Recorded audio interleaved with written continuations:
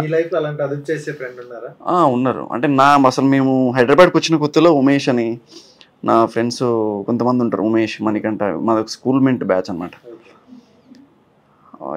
ఇప్పుడు వాడు central government employee. వాడు ఆల్రెడీ సెంట్రల్ గవర్నమెంట్ జాబ్ వదిలేసి మళ్ళీ ఇంకో సెంట్రల్ గవర్నమెంట్ కొట్టాడు. మా దగ్గర ఏం లేనప్పుడు ఏంటి అంటే బిర్యానీ కోసం డేస్ లెక్క పెట్టుకునే వాళ్ళం. ఇన్ని డేస్ అయ్యాయి, ఈరోజు బిర్యానీ తినాలి. పొరపాటు నా సిచ్యువేషన్ బాగాలేదు అంటే మళ్ళీ అన్ని డేస్ వెయిట్ చేయాలి మేము. అలా డేస్ లెక్క పెట్టుకున్న రోజులు ఉన్నాయి.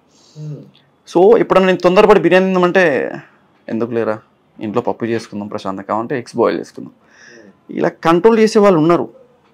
వీటి నుంచే నా రైటింగ్స్ కొత్తగా అల్లడం జరిగింది. ఇంకా చెప్పాలంటే